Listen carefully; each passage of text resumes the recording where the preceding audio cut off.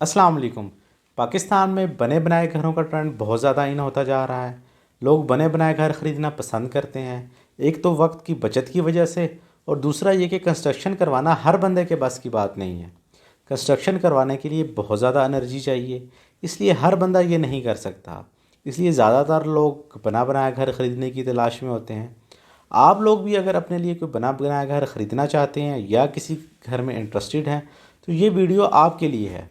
इस वीडियो को complete and तक देखिए, ताकि मैं आपको इस वीडियो में बता सकूं कि वो कौन से टेक्निकल पॉइंट्स हैं जिनको आपने देख के घर घर ख़रीदते हुए जिनको आपने देखना है, जिनको आपने अपने माइंड में रखना है घर ख़रीदते हुए, ताकि आप अपने लिए एक अच्छा घर और बेहतर घर आप अपने लिए चूज़ कर सकें।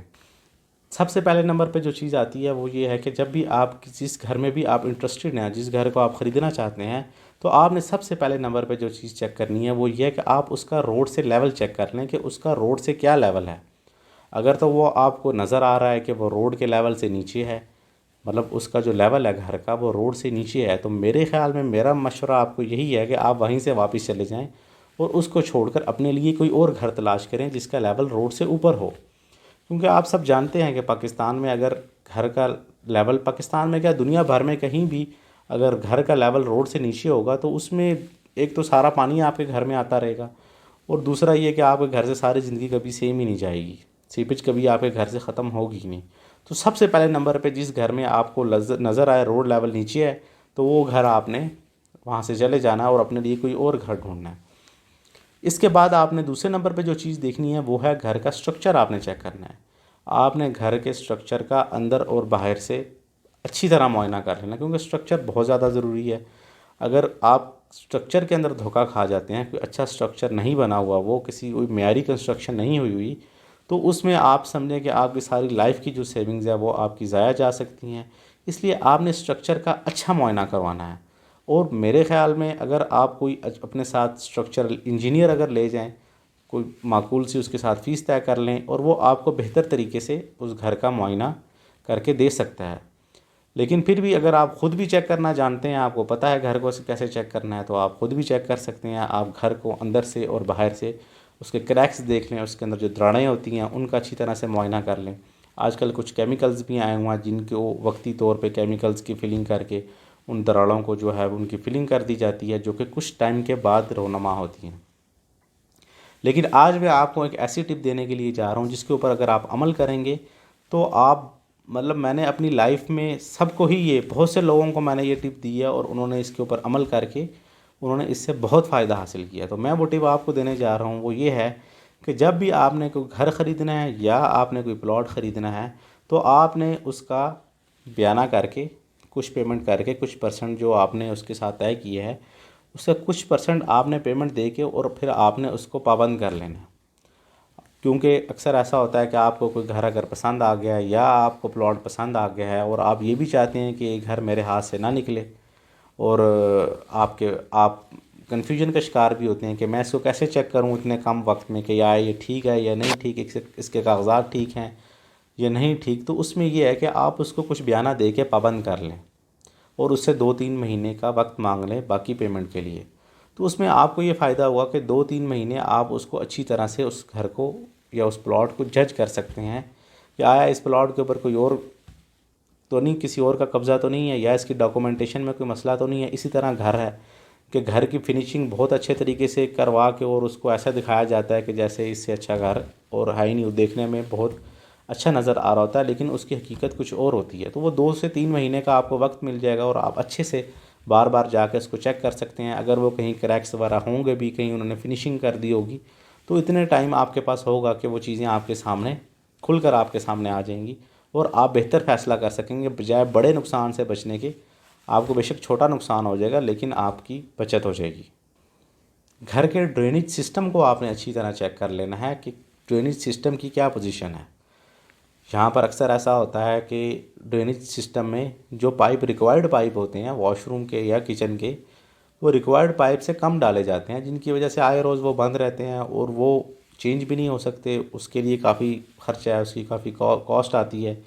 सारा आपको फ़र्श तोड़ना पड़ेगा और उसके बाद जो भी मार्बल है या टाइल्स हैं वो आपकी वो नुकसान होगा, जो कि एक ना समझो कि होने वाली बात है। वो रिक्वायर्ड पाइप से जस्ट कुछ पैसे बचाने के लिए जो रिक्वायर्ड पाइप होता है उससे कम का पाइप डाल दिया जाता है, जिसकी वजह से सबसे बड़ा नुकसान ये होता है कि वो एक तो आए रोज़ बंद हुए रहते हैं, यहाँ पे घर में कोई गेस्ट आ जाते हैं, तो वो आपके लिए बहुत ज़्यादा परेशानी बनी रहती है।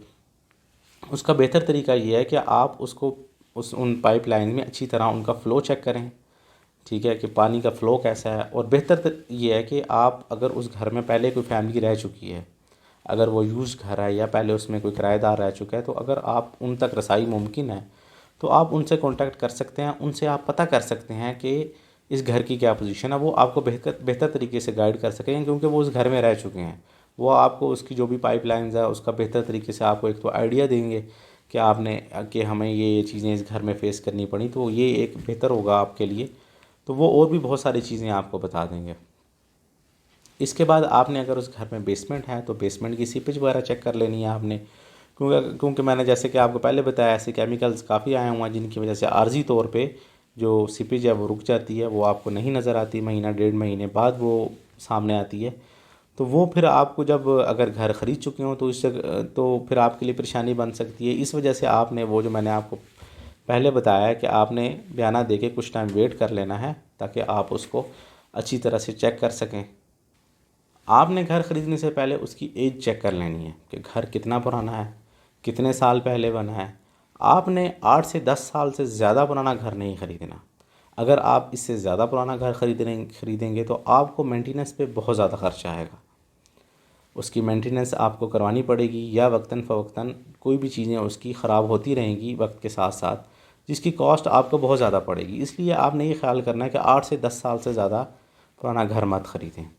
लेकिन कुछ ऐसा भी होता है कि घर ज़्यादा पुराना नहीं होता, 4 से 5 साल पुराना घर होता है, लेकिन उसके अंदर जो फैमिली रह रही होती है या जो लोग रह रहे होते हैं, वो उन्होंने उस तरह से उस घर को रखा होता है कि वो लग रहा होता है कि 15 साल पुराना है। इतना ज़्यादा रफ़ यूज़ हुआ होता है घर, और वो अपनी एज से ज़्यादा का लग रहा होता है, उसकी मेंटेनेंस नहीं की गई होती, उसकी कोई केयर नहीं की गई होती, जिसकी वजह से वो इतना ज़्यादा पुराना लग रहा होता है।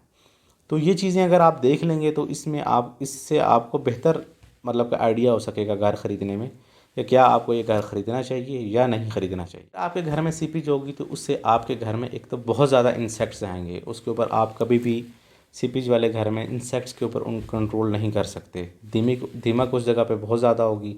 आपने जो घर लेना है उसमें दीमक का अच्छी तरह से मुआयना कर लेना है कि क्या उस घर में दीमक तो नहीं लग रही। अगर लग रही है तो उसका कोई ट्रीटमेंट हुआ है या नहीं हुआ, क्योंकि ये भी एक मसला है।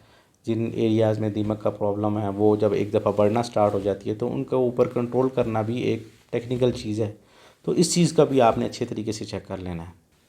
घर की लोकेशन को आपने बहुत अच्छी तरह चेक कर लेना है कि घर की जो बेसिक जो ज़रूरियात ज़िंदगी की चीज़ें हैं, यूटिलिटीज़ जिनको कहते हैं, क्या वो मार्केट नज़दीक है जहाँ से आपको वो चीज़ें अवेलेबल हो जाएंगी। क्या मार्केट बहुत ज़्यादा दूर तो नहीं है, या मार्केट बहुत ज़्यादा नज़दीक तो नहीं है। क्योंकि मार्केट घर के बहुत ज़्यादा नज़दीक होने के भी बहुत सारे नुकसान हैं, और बहुत ज़्यादा दूर भी नहीं होनी चाहिए। तो ये चीज़ आपने ज़रूर देख लेनी है कि आपको जो बेसिक नीड्स हैं वो वहाँ पे अवेलेबल हैं, क्योंकि रोज़ ही घर में कोई ना कोई चीज़ की ज़रूरत होती है। अगर मार्केट बहुत ज़्यादा दूर होगी तो आपको डेली बेस पे जाना भी आपके लिए मुश्किल है। इसके अलावा आपने स्कूल, कॉलेज, यूनिवर्सिटीज़ देख लेनी है कि जहाँ आपके बच्चे तालीम हासिल कर रहे हैं, ये भी रोज़ जाना पड़ता है। तो ये भी चीज़ें आपने देख लेनी है कि घर से कितना इनका फ़ासला है। और उसके अलावा आपने अपना बिज़नेस या आप जहाँ जहाँ जहाँ जॉब कर रहे हैं अपना ऑफ़िस भी देख लेना है कि वो कितना फ़ासले पे है, वहाँ पे कितना डिस्टेंस बनता है उस घर का। उसके अलावा तफरीही मकामात भी देख लेने हैं, जैसे पार्क हो गए, वो कितना दूर है।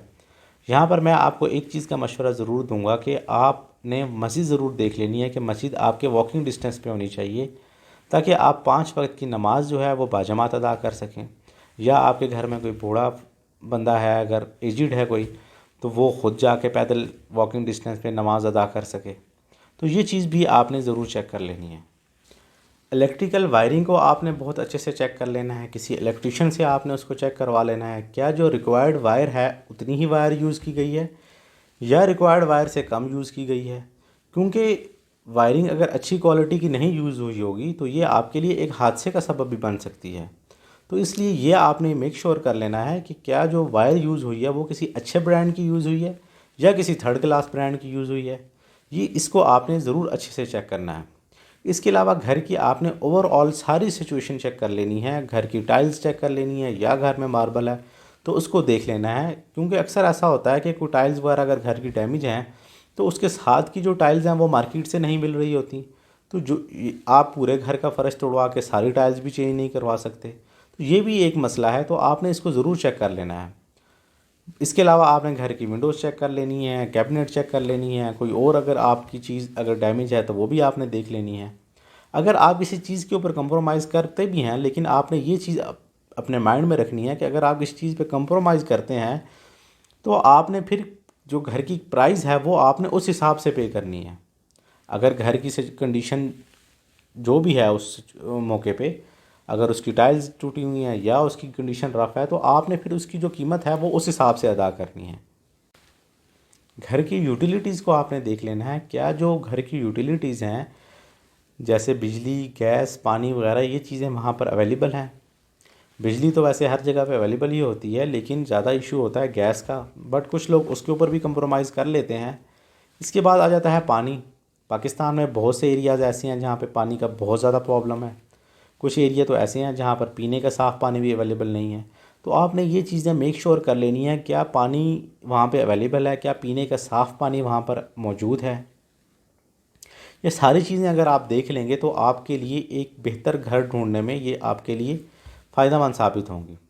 उम्मीद है ये वीडियो आपके लिए हेल्पफुल होगी।